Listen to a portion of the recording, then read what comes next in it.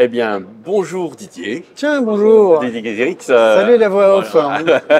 Dans le cadre du Festival international du jeu Cannes, je suis tombé par hasard, en passant autour des couloirs, sur une exposition sur les 50 ans du jeu de rôle. Donc, je fais partie prenante de l'équipe. Voilà. C'est important. Le côté graphique. Hein, voilà. Le côté graphique. Mais j'ai quand même cherché de l'info aussi. Hein. J'ai fait partie de l'équipe qui creusait à aller chercher des choses. Alors, déjà, si tu pouvais présenter un petit peu les différents panneaux que vous avez pu constituer à partir de vos recherches. Et après, on discutera un petit peu, si tu veux, en conclusion, sur les motivations d'une telle entreprise. Ça te dit? D'accord. Allez, on y part. Alors, les panneaux, ce que vous pouvez voir dans cet enfilade, c'est juste un quart de l'expo. Puisque, en gros, je crois qu'il y a 32 panneaux, hein, pour les avoir maquettés, mais j'ai déjà plus le chiffre exact. Pourquoi? Parce qu'à la fois, ce qui intéressait les gens, on était sur 50 ans de jeu de rôle, c'était évidemment l'historique. Et j'étais assez content d'aller fouiner des images qu'on ne voit pas couramment. On connaît bien, par exemple, le Gigax âgé, mais il y a eu un Gigax jeune avant. Essayer de trouver un petit peu des images et on a toute l'historique, y compris, on est allé chercher évidemment la préhistoire du jeu de rôle quand il n'est pas vraiment encore là. Et puis après, l'expo part quand même sur les parentés avec la science-fiction, le fantastique, pourquoi dans les deux sens. Comment la science-fiction apporte au jeu de rôle et comment le jeu de rôle apporte à la science-fiction. Idem pour évidemment la fantasy, l'horreur, etc. Et puis, il y a des panneaux aussi sur tout ce qui tourne autour du jeu de rôle, les connexions, les personnalités. Donc, c'est ce qui fait que c'est une expo assez riche et on a vraiment visé, parce qu'il y avait vraiment un groupe de gens qui est allé chercher tout un tas d'informations de manière à ce qu'on puisse, bien évidemment, édifier les gens qui connaissent pas trop et qui ont envie de découvrir ce monde qu'ils ont pris un peu en route, hein, 50 ans d'histoire, ça fait beaucoup à rattraper en une seule expo, mais aussi de temps en temps avoir des surprises, des clins d'œil, des coups de nostalgie entre « Ah oui, ce jeu, bon sang, je l'avais vu, je l'avais oublié. » Voilà. Ouais. Donc, c'est un petit peu le fil rouge de ça, c'est la surprise même du joueur confirmé. Donc, si elle passe près de chez vous, je crois qu'elle est prévue au moins sur Appartenay et dans d'autres endroits en France pour se balader. Voilà, allez-y, elle remotive, elle surprend. Et en fait, peu de gens savent que, par exemple, quand je vois ces panneaux-là, en zone 1960-1970, donc il y a peu de gens, nouvelle génération notamment, qui savent que déjà, à l'époque, il y avait les prémices du jeu de rôle à partir du wargame. Peu de gens savent que ça part du wargame, en fait. Complètement. Alors, et j'ai encore une anecdote que j'aurais bien aimé avoir pour mettre ici, qui m'a été rapportée par, comment il s'appelle? Ah, j'ai son nom. Bref, un gars qui gère énormément de jeux interactifs, tout ce qui est jeux où vous êtes le héros, labyrole et tout le type.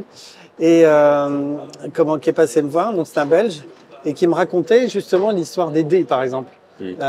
Au début, ils n'avaient pas besoin de tous les dés polyédros, mais ils avaient besoin du D20 et je ne sais plus quel autre.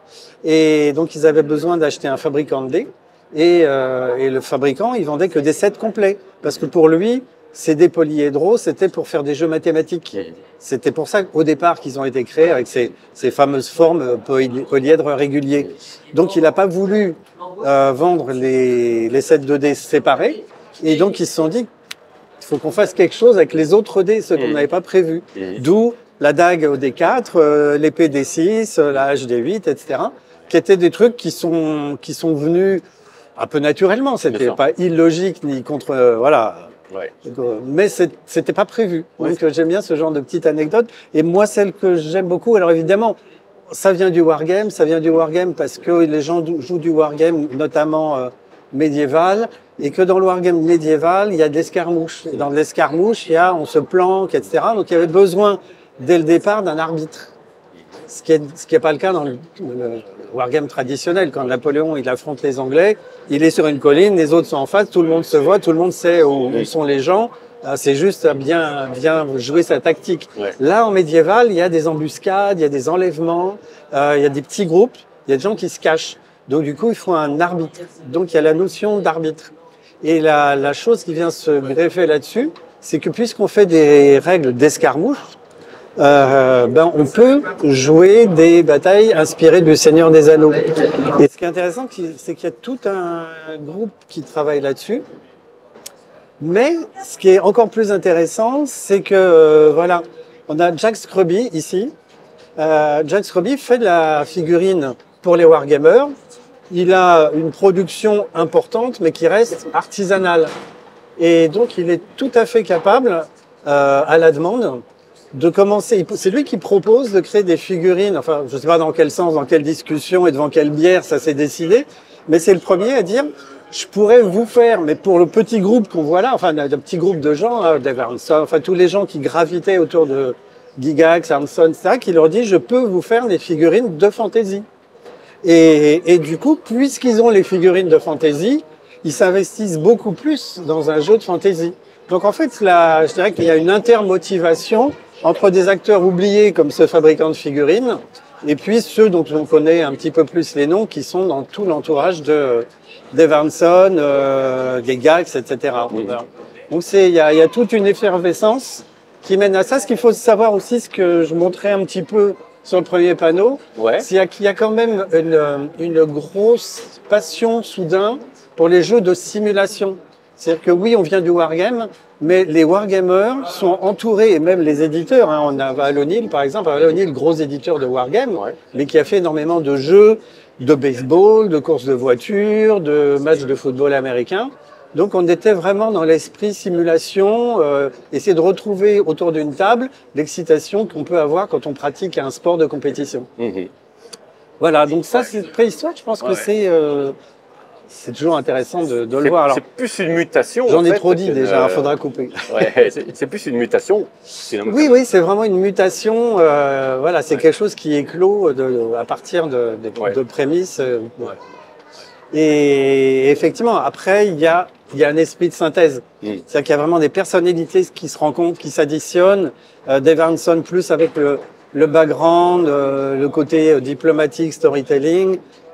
Gygax avec le côté plus gestion, enfin création de règles pour que tout ça fonctionne, parce que on a toujours joué aux gendarmes et aux voleurs, c'est un jeu de rôle si on veut. Sauf que ce qui fait la différence, c'est que pour tout le monde s'y retrouve et que ça fonctionne, il faut des règles. J'aime bien cette définition de règles que j'ai mis à 2-3 endroits. C'est le jeu de rôle, c'est des règles pour faire le même rêve ensemble. Et je trouve que ça fonctionne bien. Et c'est vraiment, c'est là leur gros déclic d'avoir réussi à mettre ça à partir de ce qu'ils avaient déjà pratiqué en jeu d'escarmouche, qui est déjà un peu du jeu de rôle, d'avoir personnifié, de dire maintenant, je suis tel personnage. Des règles pour rêver ensemble. J'ai une jolie formule, ça. Oui, j'aime bien. Ça aurait pu être Denis Gerfaux qui l'a écrit, mais non, c'est pas lui. C'est pas lui. Donc, bon, évidemment, là, on connaît bien Gary Gygax. On connaît peut-être moins, le grand public connaît peut-être moins Dave Arneson, qui a quand même joué un grand rôle quand même. Oui, voilà. Alors, Gary Gygax a une grosse personnalité. Donc, il a un peu éclipsé Arneson qui, en fait, le côté rôle, vraiment vient de Arneson. Et, alors, pas Arneson tout seul non plus. C'est pour ça, quand on y jouait à Bronstein, c'était déjà faire vivre une espèce de micro-endroit médiéval fantastique avec des personnages qui interagissent avec des conflits, etc., des choses, voilà. Mais néanmoins, il y avait cette notion, on est autour de la table pour rêver sur un décor. Rêver, on est vraiment dans un truc imaginaire, là où Gygax, qui arrivait de la figurine historique, était plus dans le côté wargame, règles, tactiques, etc., quoi. Avec le souffle, bien sûr, le souffle épique de l'aventure. Il a fait avec François Marceau Frodeval, il a masterisé des parties, ou même François, qui est quelqu'un qui est déjà très imaginatif et très dans l'épique, était quand même bien porté. Et enfin, pour lui, c'était des souvenirs énormes, quoi. Donc, mais c'était quand même plutôt, on va dire, la règle et le rôle, l'interprétation du rôle, le roleplay, etc. Moi, je me rappelle très bien de mes débuts francophones du jeu de rôle. Moi, c'était le Château des Sortilèges. Voilà. Alors, et justement, comment il a débarqué Sautons au Château des Sortilèges. Bon, on va excuser un petit peu. On saute Tunnel et Troll. Oui, voilà. Parce que si on regarde tout, alors Tunnel et Troll, juste pour dire, dès qu'ils ont publié leur premier Donjons et Dragons de base.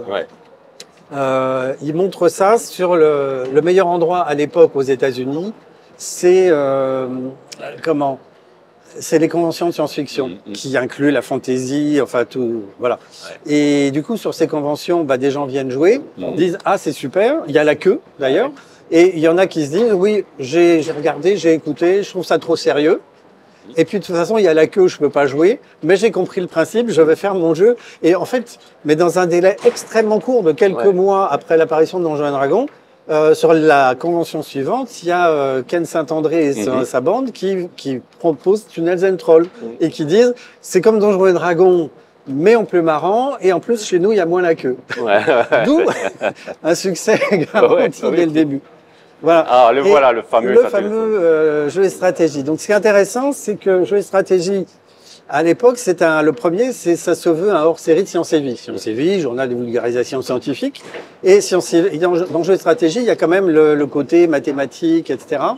Donc, des jeux. On s'intéresse aux jeux. Il y a une rubrique échec, il y a une rubrique jeu de logique, etc. Et jeu et stratégie numéro 1 s'intéresse aux nouveaux jeux qui arrivent, dont les wargames. Et dès le numéro 1, François-Marceau Lafroideval met un wargame en encart. Enfin, mais on lui demande un wargame en encart, il suggère, et ça se fait.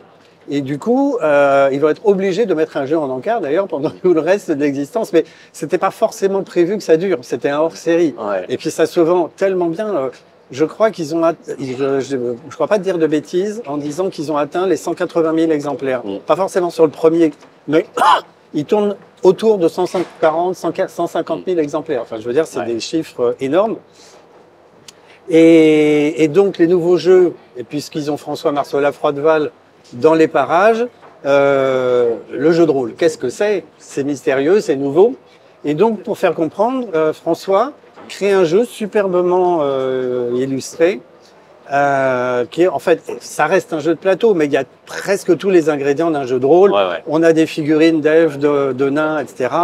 On se balade en extérieur, on récupère du matériel, on est attaqué par des zombies dans le cimetière ou des squelettes, enfin bref, pas des zombies mais des squelettes, des créatures diverses. On peut voir là qu'il y a une espèce de château très étrange, le château du sorcier.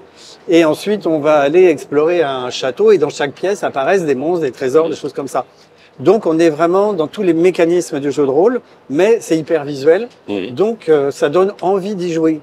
Et en même temps, les gens qui ont joué à ça, qui ont lu l'article qui est très bien fait, se disent oui, mais apparemment, c'est pas à ça que les gens jouent. Ils sont autour d'une table, ils n'ont pas de plateau de jeu, ils discutent entre eux. Et ils comprennent pas. Donc, le rédacteur en chef dit, puisqu'ils comprennent pas, on va les faire rentrer dedans. Donc, on va créer nous-mêmes un hors-série jeu de rôle qui sera méga, qu'on a ici. Et donc, méga qui est dans pour Messager Galactique, qui est dans la poignée de premiers jeux. On a donc l'ultime épreuve, vraiment le tout premier, créé par Fabrice Kellard, qui est vraiment le tout premier à sortir, qui se veut assez simple, qui d'ailleurs va être le jeu d'initiation pour pas mal de gens, mais qui, dans le milieu des rôlistes qui sont déjà continés à Advanced Dungeons and Dragons en anglais, qui est une usine à gaz, mais qui permet beaucoup de choses, qui va être un petit peu pris de haut, on va dire, sans être méprisé, c'est un peu pris de haut. Et puis, en fait, ce qui est intéressant, c'est qu'il y a une grande synergie entre Méga, qui est dans tous les kiosques pour l'équivalent de 4 € et qui est un vrai jeu complet d'initiation avec, comme on prétend, que les personnages sont des sortes de Valérians, mais qui voyagent dans des univers parallèles et non pas dans le temps. Ça permet de mettre des scénarios médiévaux, science-fiction ou contemporains avec les mêmes personnages. Et dans le même temps, va sortir L'œil noir. Et dans le même temps, enfin dans un mouchoir de poche de un an et demi, va sortir aussi L'Appel de Cthulhu en français. Et du coup, en quelques temps, on le voyait à travers les ventes de Casus Belli, qui avait démarré en 80, qui était un trimestriel, au début, c'était 2-3 000 ventes. Là, quand on arrive là, on est déjà à 4-5 000 ventes, ça progresse. On est content, ça progresse bien. On a doublé en 2-3 ans, 4 ans. Mais là, on va passer de 5 000 exemplaires de Casus à 10-12 000 assez rapidement, en l'espace de 2-3 ans. Oui, c'est une explosion quand même. Voilà, c'est vraiment une explosion. Voilà, donc là, alors, on peut quand même montrer effectivement, il y a tout un tas. Ce qui est intéressant aussi, en France, Donjons et Dragons a eu un petit peu de mal à être placé de manière commerciale, purement commerciale. Des choses arrivent, mais des problèmes de distribution, d'exemplaires, des erreurs, c'est ça, des problèmes de traduction. Donc la version française de Donjons et Dragons ne va pas s'imposer tout de suite d'emblée comme écrasant tout le reste.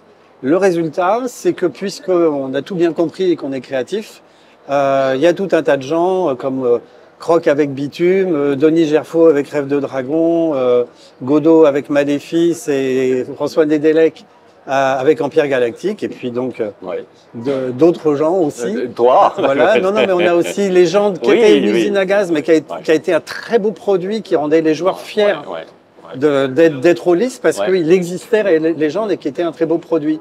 Et du coup, on se dit, on n'a pas besoin finalement des Américains. Et en fait, c'est le départ d'une grande fierté, une grande confiance en soi de créa avec des personnalités très différentes dans le monde du jeu et qui vont tout de suite ouvrir la porte en se disant allez, Banzai, on y va, on n'attend pas Donjons et Dragons, on y va. Donjons et Dragons va arriver après. Mais dans nos sondages, on le voyait bien dans Casus, Donjons et Dragons restait majoritaire parce qu'il était autour de 50% et les autres se partageaient le reste du marché. Mais c'était pas 90% comme aux États-Unis ou ailleurs. Est-ce que tu pourrais dire qu'à l'époque il y avait une French touch au niveau du jeu de rôle ou oui, vraiment, et elle est restée d'ailleurs. Elle est restée parce que la créativité française justement décomplexe les gens. On n'a pas besoin d'imiter les Américains. On fait ce qu'on a envie. Nous, on a des bonnes idées. On a des BD inspirantes. On a des romans inspirants, des auteurs, etc. Et donc oui, on était décomplexés et on y est allé. Il y a vraiment une French touch qui était relativement appréciée à l'étranger. Et bon, donc là, ça a commencé à devenir quelque chose d'assez imposant au niveau du jeu de rôle français. C'est là que moi, c'est ma génération en fait. Hein, je suis un peu plus jeune que toi. Et donc c'est à partir de là que moi j'ai commencé à bien en connaître, même si j'ai connu le jeu de rôle un petit peu avant en anglais. Mais c'est vrai que ça a été un boom auprès même du. Ça restait quand même. Moi, je me rappelle quand j'étais assez jeune, ado, on restait quand même de la niche de la geek, du geek. On le regardait bizarrement. À l'époque, on n'était pas, le mot n'existait pas. Non, le mot s'adressait, en fait, le geek, c'était l'informaticien en chemise blanche cravate qui n'avait pas de vie parce qu'il était dans ses programmations. Voilà. Après, ça a débordé parce que ça s'est rencontré. En fait, ces gens qui étaient un peu no life, finalement, se sont ouverts au monde grâce au jeu de rôle. Beaucoup sont venus vers le jeu de rôle. Parce qu'il y avait une espèce d'antichambre, c'était pas le vrai monde dans lequel ils se sentaient pas à l'aise, et là ils se sentaient à l'aise. Donc certains se sont révélés au monde, sont devenus beaucoup plus ouverts grâce au jeu de rôle et ont investi déjà cette niche. On parlera des effets sociologiques du jeu de rôle d'une autre émission. C'est un autre panneau. Je pense que si tu veux tenir en 10 minutes ou 12 minutes, il va falloir qu'on avance. Ça va être dur, surtout avec moi la tchatch là. La zone 85-2000, ce qui est intéressant, c'est que tout d'un coup, puisqu'on a de l'ouverture, même aux États-Unis, on a des nouvelles niches de joueurs, c'est-à-dire des gens qui n'ont pas le même profil que les joueurs d'origine, qui vont arriver, notamment avec Vampire. Vampire, c'est la plus grosse rupture qu'on ait connue dans ces temps-là, parce que avant, on était toujours dans le film d'aventure. Et Vampire, c'est un jeu où les personnages sont peut-être arrogants, mais en tout cas, ils sont super classe. Les illustrations, c'est des belles aquarelles artistiques, on dirait des tableaux de Klimt, toutes choses comme ça. Et il y a vraiment une grosse recherche graphique. C'est aussi un des premiers jeux où les joueurs sont les uns peuvent être les uns en rivalité ou contre les autres à l'intérieur même du groupe. Alors qu'avant, il y avait toujours, même si on s'assassinait, dans les toutes premières parties de Donjons et Dragons à rue d'Ulm, je me souviens d'un joueur qui est venu avec son jeune frère, qui jouait un voleur, et à la fin du donjon, en fait, c'était pas un voleur, c'est un assassin, il nous a tous trucidés, et il est parti avec l'intégralité du trésor. Donc, là, voilà, en termes de roleplay. Mais là, c'était vraiment la première fois que c'était intégré dans le background et les règles du jeu. Et avec l'aspect esthétique, Vampire a aussi poussé tout le monde à se surpasser. En termes d'illustration, de qualité éditoriale, de maquettes, de typographie, etc. Et effectivement, on a pas mal de jeux qui commencent à s'ouvrir. Et comme le jeu commence à devenir aussi, à avoir une notoriété, on commence à avoir comment je pourrais dire, des licences de films, de séries, de choses comme ça, qui commencent à dire OK, on veut bien signer. Alors qu'avant, c'est vous êtes qui, allez-vous-en, allez jouer, quoi. Voilà. Et donc, on commence à trouver des jeux sous licence. Et donc là, c'est 85-2000, donc milieu des années 90, apparaissent des super jeux vraiment basés sur le jeu de rôle. Comme je le disais ailleurs, par exemple, on a EverQuest, premier jeu de rôle massivement multijoueur. Alors, avec certaines imperfections, mais un saut quantique dans la pratique, dans l'immersion dans le jeu, etc. Et un jeu très compliqué, parce que, enfin, ce qu'on savait à l'époque, c'est qu'une partie du staff de création, c'était des gens qui venaient des jeux de rôle les plus compliqués, quoi. Donc, ils avaient vraiment, c'est des gens qui venaient de Fantasy Game Unlimited et qui avaient participé à des jeux super compliqués. Fantasy Game Unlimited étant un éditeur américain spécialisé dans les tableaux indiquant la déviation de la flèche en fonction du vent. Donc, quand on parle de jeux de simulation aujourd'hui avec ce qu'on propose, là, on est allé très très loin et les gens y jouaient. Les gens y arrivaient. Donc, et puis Baldur's Gate aussi. Qui a beau être du 3D, c'est du donjon. Et ce qui est intéressant, c'est que d'un côté, les joueurs de donjon se baladent. Il y a une très bonne bande son dans Baldur's Gate.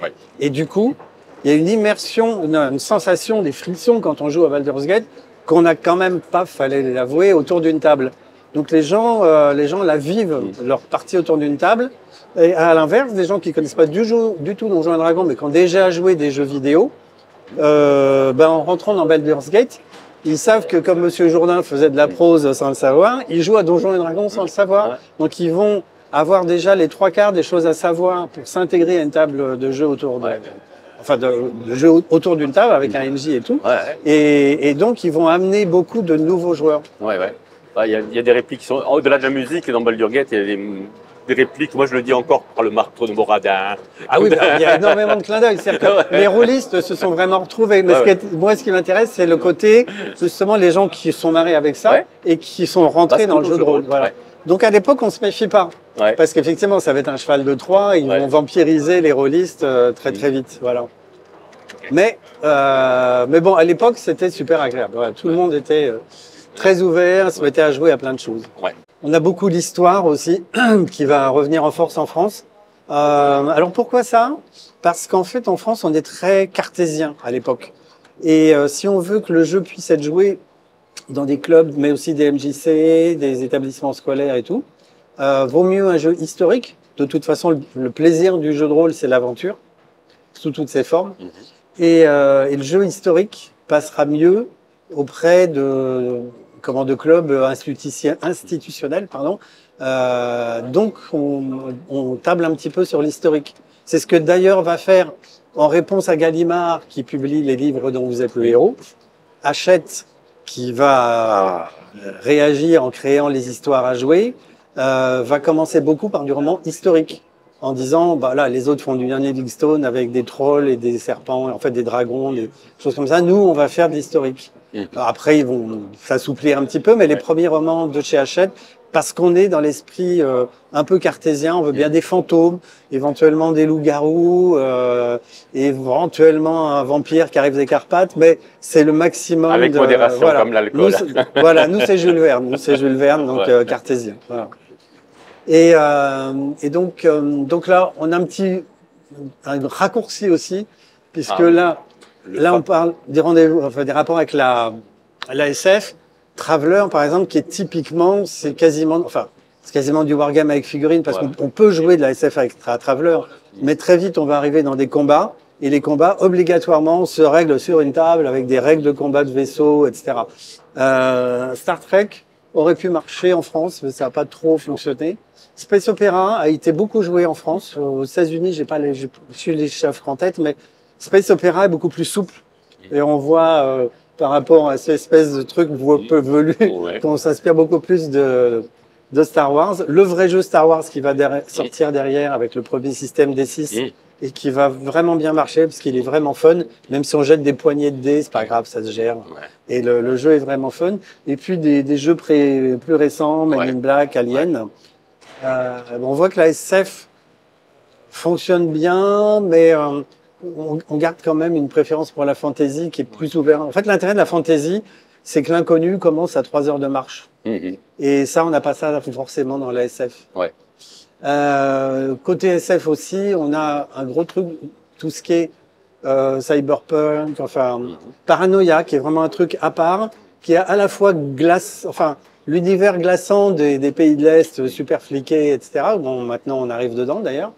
Et en même temps, et l'ordinateur qui est détraqué, voilà. Donc l'ordinateur contrôle tout, il est détraqué. Donc en fait, il faut être à la fois hyper légal et en même temps hyper illégal, sinon ça marche pas, quoi. Et donc d'ailleurs, on voit effectivement, ça se voit bien dans les deux couves, puisqu'il y a le Game Master, il est du côté de l'ordinateur, et il voit des rebelles sur son écran avec les types qui tirent dessus. Et puis en fait, le joueur, lui, c'est le rebelle qui doit pas se faire attraper par l'ordinateur. Et c'était un jeu extrêmement délirant. C'était un ovni, mais un truc qui était beaucoup apprécié en France. Ouais, ça aurait pu être un jeu français. Très, très amusant. Très amusant. Et puis tous les dérivés, Cyberpunk, qui respecte vraiment les romans, et Shadowrun, qui était un gros pari et qui a très bien fonctionné partout dans le monde. Un mélange effectivement de cyberpunk, plutôt technique, plutôt high-tech, et de fantasy avec des créatures venues de Rick Fantasy, quoi. Et puis tous les descendants récents qui vont chercher dans toute la science-fiction. Et puis voilà, j'en reparle un petit peu du volet historique. Ah bon, Charlemagne, voilà. Souvenir. Donc il y a quelques jeux aussi américains, mais c'est vrai qu'en France on a beaucoup apprécié ce genre de background, même si par exemple Les Années Folles a eu du succès parce qu'il venait se greffer sur l'appel de Cthulhu, qui était très très populaire en France. Ouais. Bon, je crois que assez vite, on avait vendu autant d'appels de Cthulhu en France qu'ils en avaient vendu aux États-Unis. C'est pour dire. Voilà. Bon, on va peut-être avancer rapidement. C'est dommage. Bon, l'âme du cardinal, etc. Ce qui est intéressant là, c'est vraiment encore une fois la créativité. J'ai moins suivi ces dernières années la créativité américaine, sauf quand elle arrivait en France. Mais ce qui est intéressant de voir, c'est que les possibilités techniques d'édition permettaient maintenant, et encore plus le crowdfunding, quoi, le financement participatif, permettent de savoir où on va. Est-ce que les gens sont contents? Combien? Est-ce qu'il y a une grosse attente? Donc, ça permet d'éviter les grosses faillites de petits éditeurs. Donc, des petits éditeurs qui disent, moi, j'ai envie de faire ça, bah, je tente le coup. Donc, c'est vrai qu'il faut amorcer la pompe. Il faut quand même des dessins. Il faut faire travailler des bons dessinateurs pour que ça soit attrayant et séduisant. Mais n'empêche qu'on peut quand même lancer des produits originaux en se disant bah, je tente le coup. Si ça marche, tant mieux. Si ça marche pas, j'aurais pas perdu grand-chose. Et du coup, ça donne, je pense, effectivement la grosse ouverture sur le marché actuel où on trouve aussi bien des petits chats que des trucs d'horreur profondes, que des choses très très éthérées. Enfin, on est très loin de la vie courante, même de l'aventurier. Mais s'il y a une clientèle suffisante, le jeu existe et c'est vraiment bien parce qu'on voit qu'effectivement il y a des attentes et que ces attentes, bah, si elles sont satisfaites par le jeu de rôle, elles vont venir vers le jeu de rôle avec des gens qui plus tard vont jouer à d'autres choses. Voilà, surnaturel. Bon, j'en ai parlé tout à l'heure. L'appel de Cthulhu, un système décent, donc intuitif. T'as 30% de chances de réussir. Si c'est 30% de crocheter la serrure, j'essaye. Si c'est 30% de passer sur la corniche du 5e étage, je n'essaye pas. C'est parlant, c'est hyper intuitif. Voilà.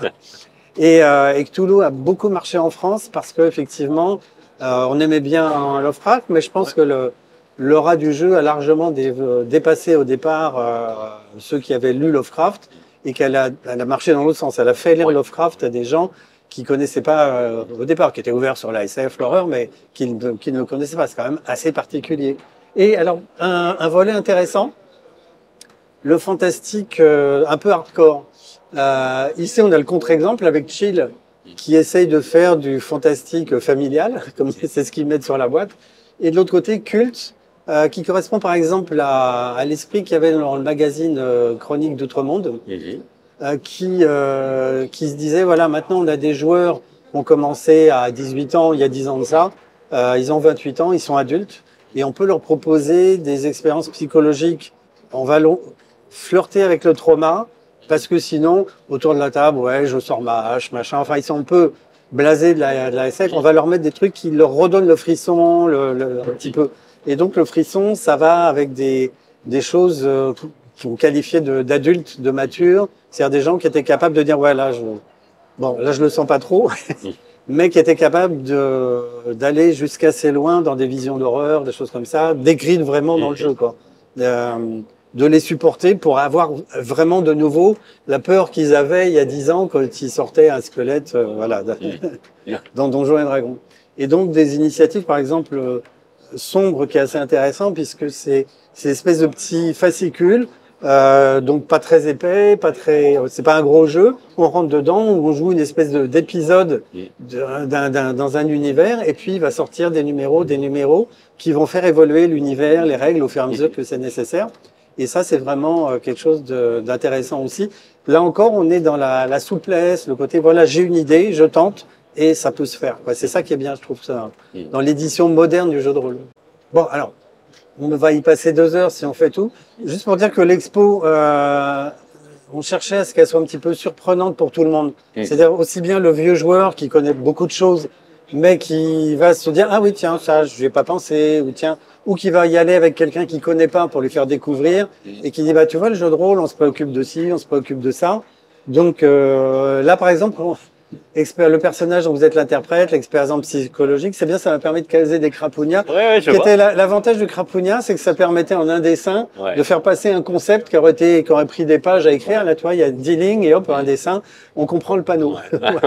Donc c'est juste pour dire que ça existe. On va pas trop s'attarder peut-être sur tout. L'intérêt de la table de jeu par rapport aux autres formes de jeu.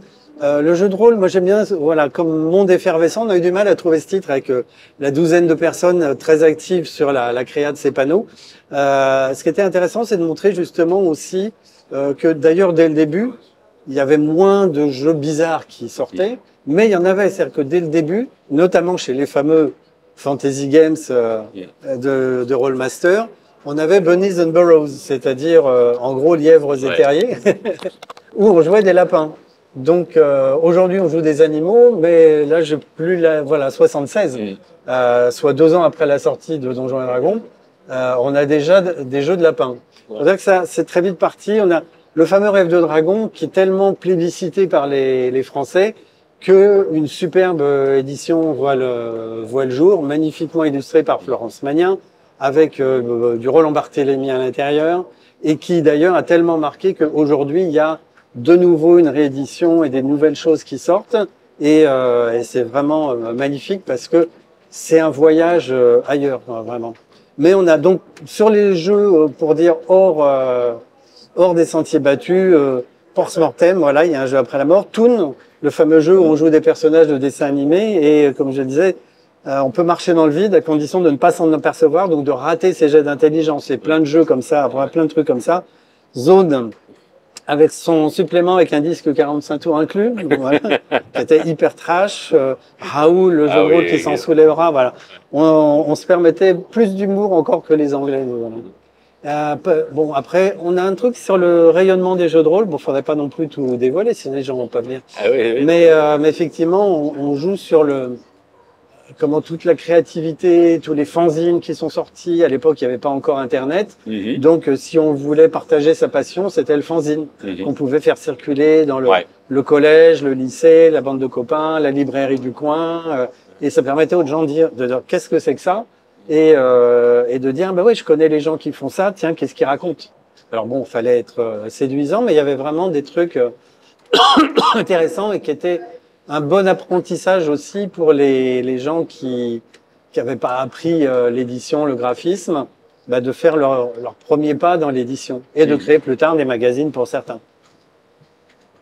Après, bah, l'arrivée d'Internet, et puis l'ouverture des façons de jouer, là ça reprend un petit peu ce qu'on disait ailleurs.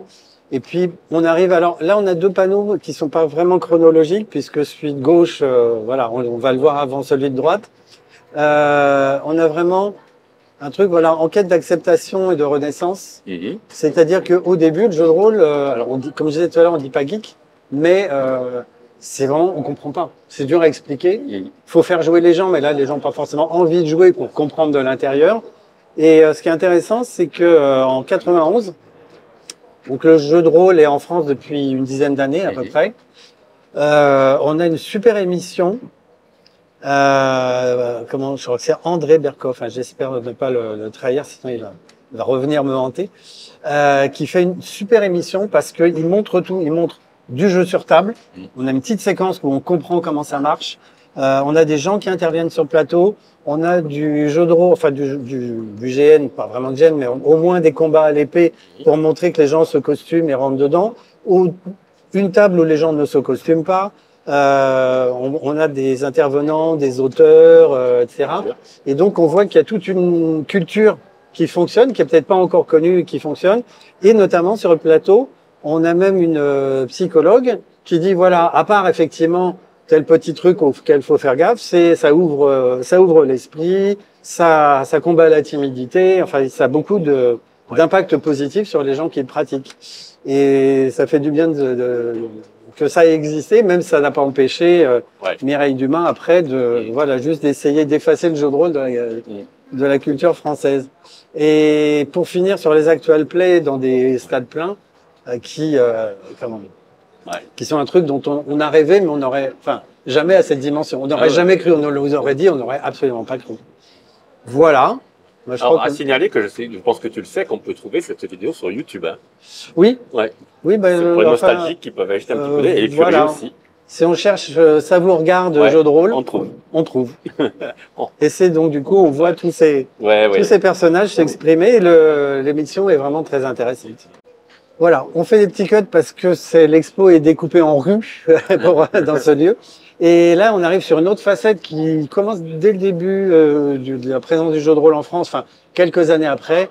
Quelle grandeur nature, où là, je vais laisser quelqu'un qui a beaucoup plus d'expérience que moi sur ce sujet, donc Olivier Guillot. C'est des rôlistes en fait qui ont fait ça. Parce que pour avoir l'idée de transposer une aventure d'exploration de type donjon et dragon, il fallait déjà avoir une pratique du jeu sur table.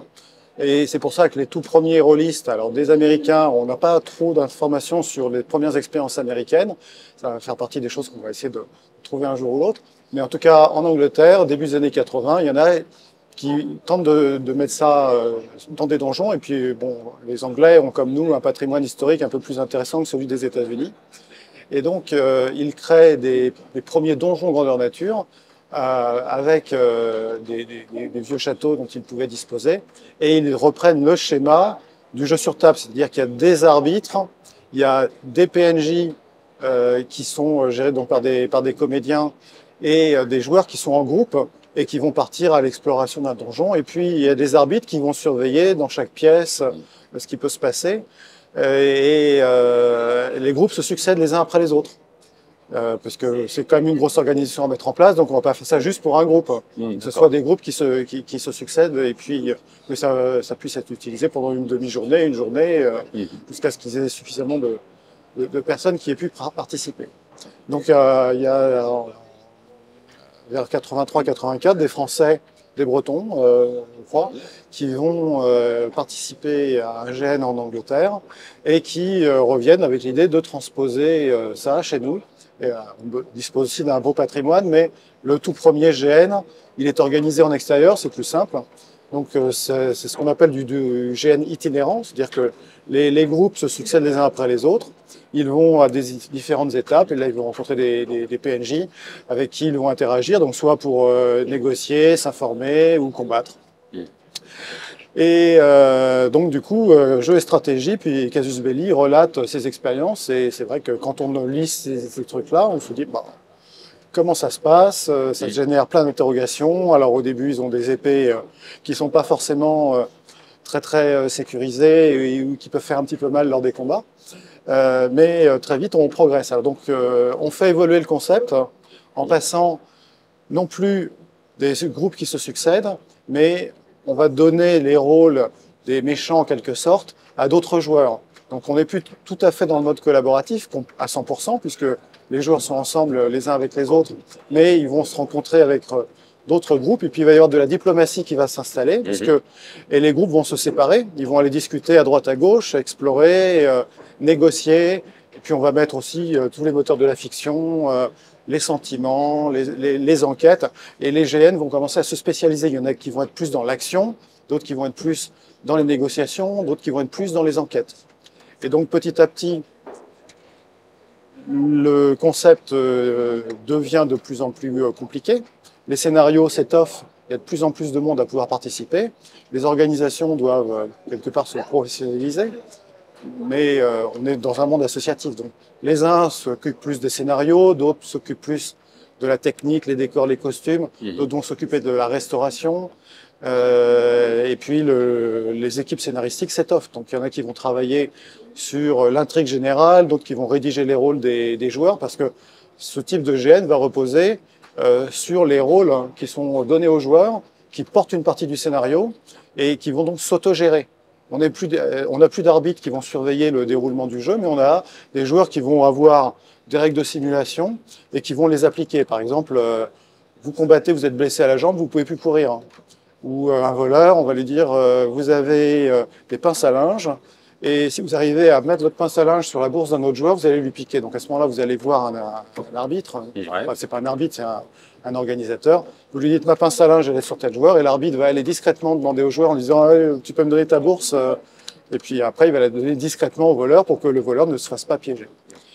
Voilà. Donc on évolue très vite dans les techniques. Les épées deviennent des épées en mousse.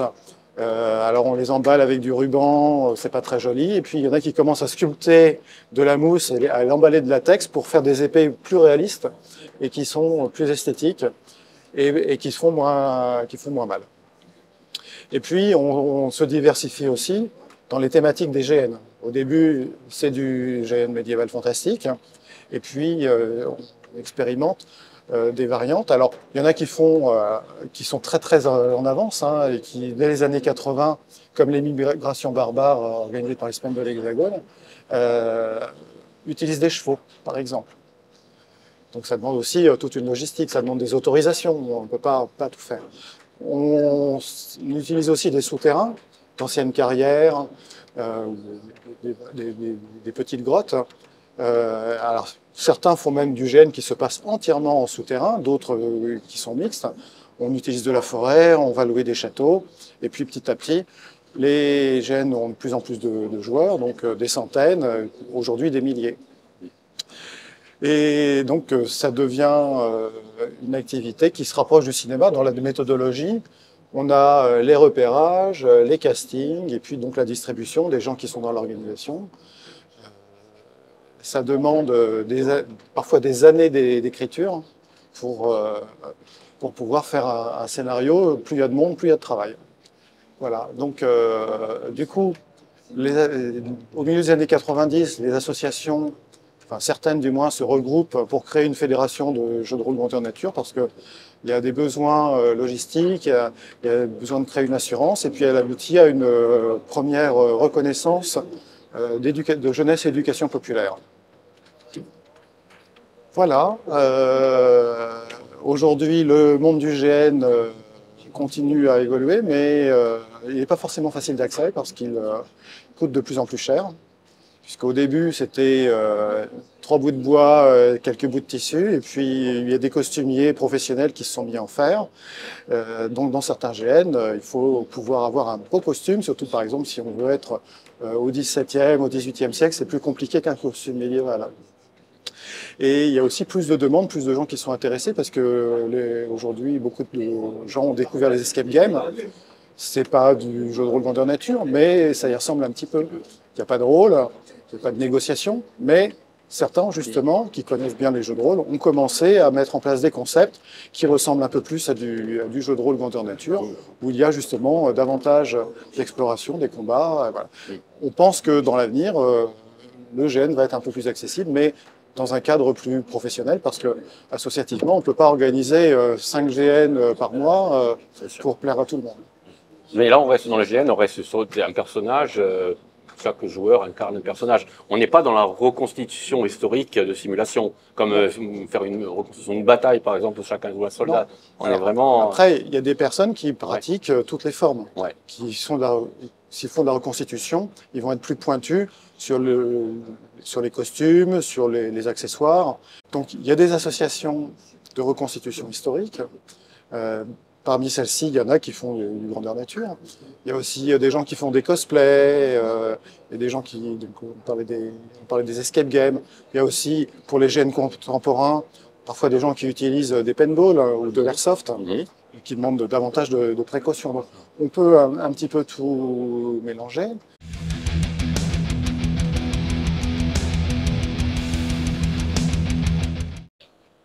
Oui, l'idée c'était de marquer cet événement pour refaire parler du jeu de rôle et puis lui donner une dimension un petit peu plus culturelle pour l'inscrire aussi dans une dimension patrimoniale, puisque 50 ans c'est une étape importante. C'est vrai que je me souviens qu'il a fallu 50 ans par exemple pour que la bande dessinée se fasse reconnaître. Et donc le jeu de rôle franchissait ce même cap. Beaucoup de nouvelles activités culturelles ont toujours dû attendre 50 ans pour que les sociétés acceptent ces changements. Et aujourd'hui, on est arrivé à ça pour le jeu de rôle, puisque maintenant, le jeu de rôle fait les médias. Il y a des personnalités qui présentent leur passion pour le jeu de rôle. Donc, il fallait profiter de cette occasion. Voilà, je crois qu'il y a aussi eu un effet boule de neige. C'est-à-dire que pour faire un événement, en l'occurrence au départ c'était à Senlis, organisé par Olivier et toute une équipe autour du jeu, les 50 ans du jeu de rôle, l'idée a été de faire une expo. Faire une expo, ça veut dire contacter, essayer d'avoir des incunables, des vieilles choses auprès de collectionneurs. Et en contactant les collectionneurs, on reprend conscience de tout ce qu'ils ont. Il y en a qui vont dire, moi j'ai ça, ça, ça. Enfin, ils ont des spécialités, ils ont des choses qu'ils ont eues par hasard, ils ont des choses qu'ils ont cherchées pendant des années. Et on se rend compte que des collections, il y en a des personnels, des officiels, par exemple auprès d'universités, etc. Et donc il y a des choses qui sont gérées très différemment, mais par des gens qui sont tous motivés, qui se connaissent pas. Et c'est l'occasion de les faire se rencontrer, communiquer, dire ce qu'ils ont, ce qui leur semble important.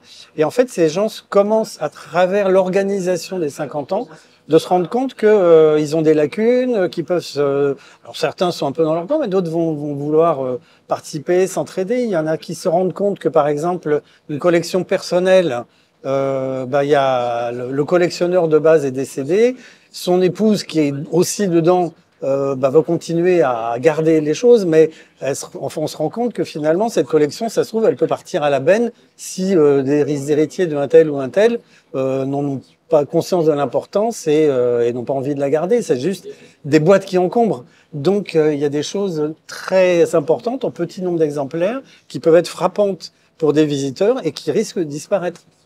Donc je pense qu'il y a aussi là en ce moment quelque chose qui se met en place. Voilà, on a le joli logo conservation, études et valorisation du patrimoine ludique, qui est en fait une espèce de bannière qui permet aux gens de converger sur cette idée de conservation, de récupérer, de répertorier, etc. Et qui ne touche pas que le jeu de rôle.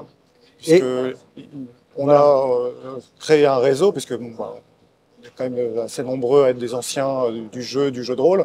Donc ça a été assez facile de reprendre les contacts, de se dire, voilà, si on faisait quelque chose pour ce patrimoine ludique. Et du coup, on a créé l'association, puisque c'était quand même plus intéressant de fonctionner en mode associatif, donc, avec tout un tas d'experts et avec des collectionneurs. Il n'y a pas forcément besoin d'avoir une grosse collection pour faire partie de l'association. Et tous ensemble, on s'est dit, effectivement, la priorité, c'est de marquer le coup, 50 ans de jeu de rôle. Il n'y avait rien qui s'esquissait.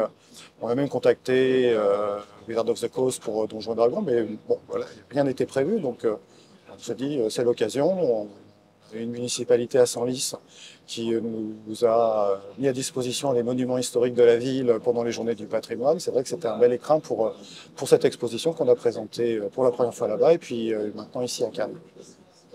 Donc c'est voué à perdurer, donc vous allez faire... Oui, on va la prêter dans d'autres lieux, dans d'autres festivals. Donc ici les Molinos, Toulouse, Partenay, et puis d'autres.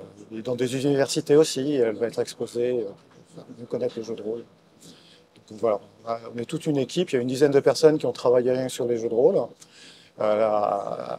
Déjà à définir le plan d'exposition, faire des choix éditoriaux, choisir les jeux qui allaient être présentés, et puis rédiger, relire, trouver des images. Didier a fait beaucoup de recherches sur le web pour trouver parce que vous avez pu voir tout à l'heure, des photos ou des dessins qu'on ne sait pas du tout. Et puis après, selon le lieu, les membres amènent une partie de leur collection. C'est pour ça qu'on a ici quelques raretés. On se concerte pour savoir ce que nous allons amener, qui va l'amener, et puis on décrit aussi, on fait un petit résumé de chacun des jeux pour dire pourquoi on l'a sélectionné, quel est son point fort, son originalité.